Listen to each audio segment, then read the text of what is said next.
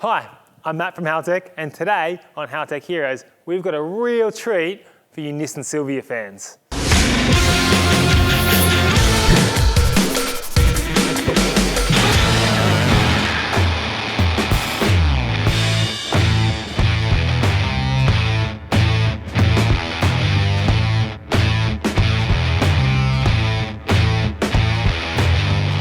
So I'm here with Dale Malone, who owns this rare piece of automotive history.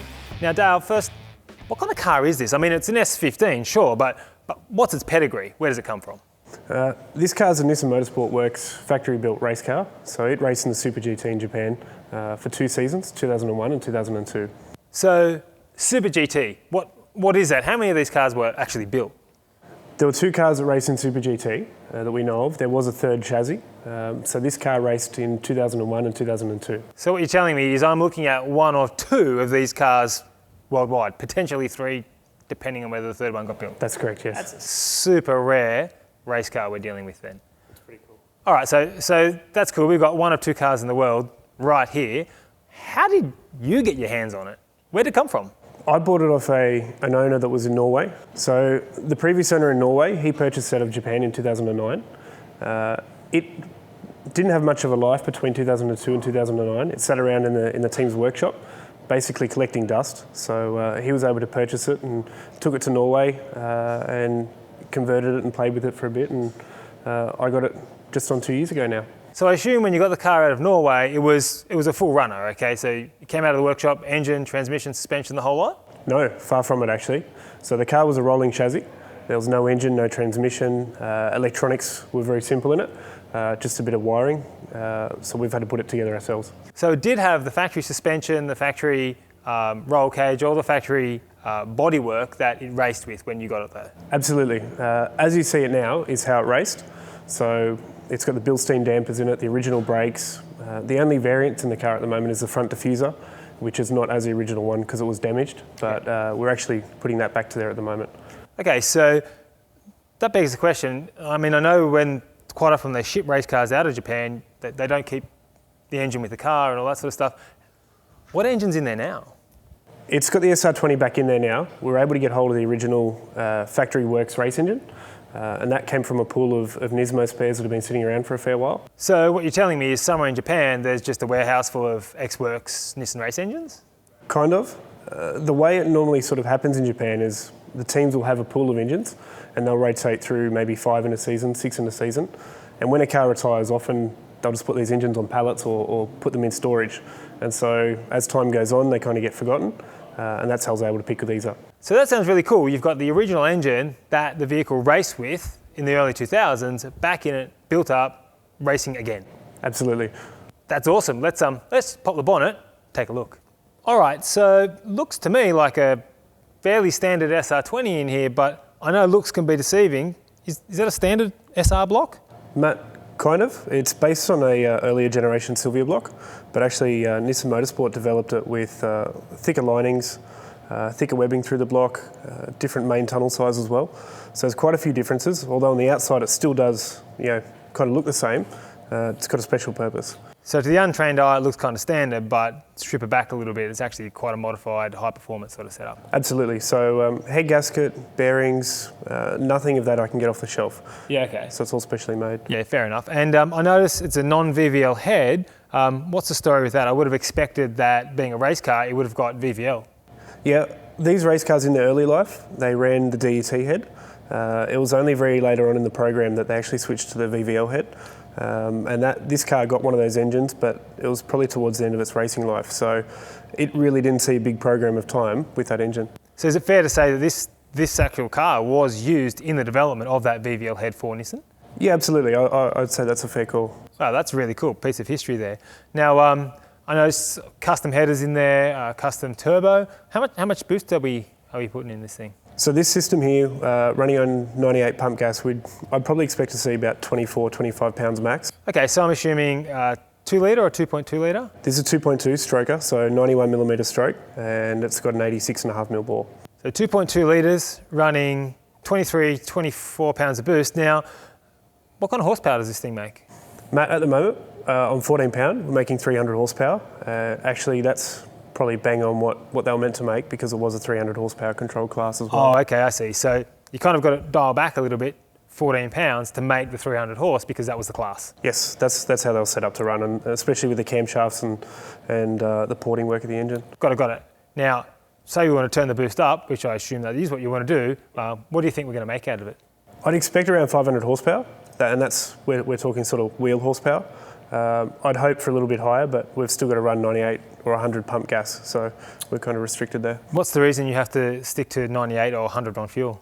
It's not a class restriction. The problem is the fuel cell that we've got in the car. It's a FIA-controlled rubber bladder, but it won't support alcohol-based fuels. So. Okay, so if you wanted to change the fuel cell, change the fuel system, you could go to E85 or methanol, really turn it up and maybe push out 600-700 horse. Yeah, I think that'd be a comfortable figure for this engine. Yeah, wow, pretty awesome.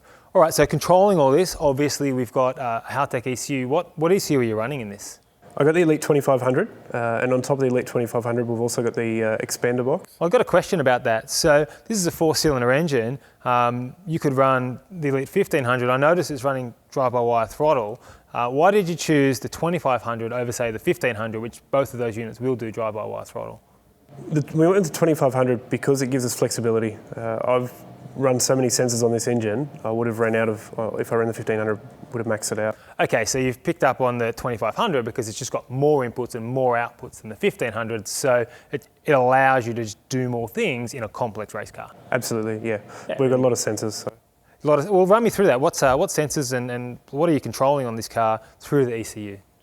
In terms of engine management, strictly for the engine, we run three air temp sensors. So one on the intake pre-turbo, then pre-intercooler, and then also air temp sensor on the manifold itself. We run obviously water temperature, water pressure.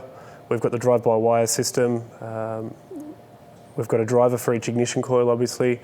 Also have 2 map sensors. One runs on the intake manifold itself, and the other one runs pre-intercooler as well, so we can monitor efficiency based on how the car's running during the day, or just general intercooler efficiency as well. Yeah, it sounds really smart. So you're measuring both temperature and pressure on both sides of the intercooler. You're running water pressure, which is really important to make sure you're not building up any pressure in the cooling system.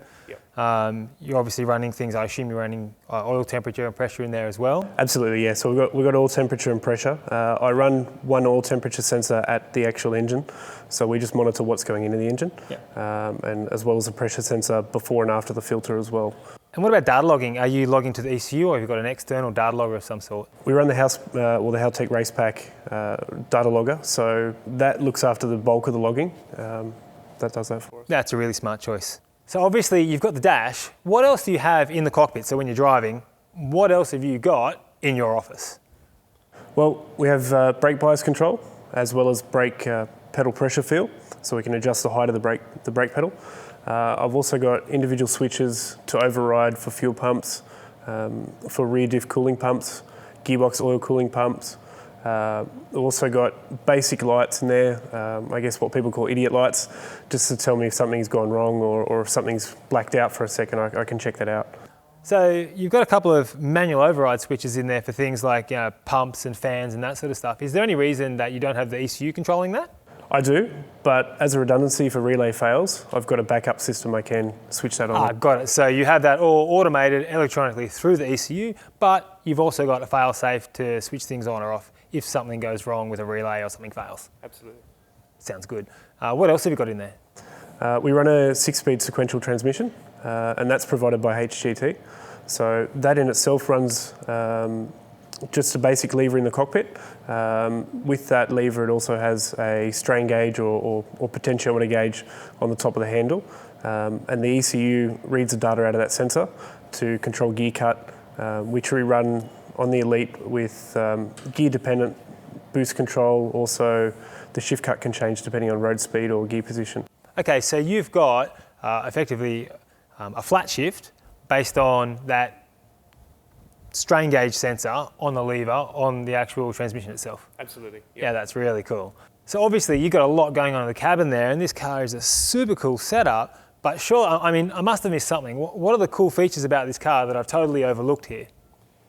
There's some pretty cool stuff on it. I think probably the major one is the brakes. The brakes at the front are 380mm, 40mm rotors. But plates? Yeah, huge. The calipers themselves have got water cooling system through it. Well, so you've actually got water-cooled brakes. Yeah, a radiator system. So it runs 14 psi, 1 bar, and it combines with a cooler that sits in the rear of the boot floor. So you can switch the pump on depending on the temperature, and it helps strip out some of that heat. Again, something else that the ECU can control for you. Just measure the temperature with the temp sensor into the ECU, set up a map to turn on at a certain temperature. Boom, brakes are cooling, water cooled. Absolutely. Yeah, that's really cool. Anything else? The engine itself probably sits about 17 centimetres off the ground, so the centre of gravity on this car is really, really low. That's significantly lower than factory, right? Yeah, that's really low. So it runs the bottom of the sump is completely flat. It actually curves up to hug the crankshaft. The rear suspension, the dampers or shock absorber units sit horizontally, and they sit at the same height as the sump. So they're about 80 millimetres off the ground on the rear. Wow, that's so the whole car is effectively from A to B, A to Z, I should say, dedicated factory design race car. Yeah, absolutely. So they even took weight out of the roof, like the roof is carbon skin. The roll cage itself sits down nearly 90 millimetres off the roof. So every gram that was up high, they've tried to move it down lower. This truly is a unique piece of motorsport history. Dale, thank you for bringing it by. Thanks for sharing your passion, your love for this car with us. We really appreciate it. Thanks, Matt. And I hope you guys enjoyed this episode of Haltech Heroes as much as I did. I'm Matt from Haltech, and I'll see you next time.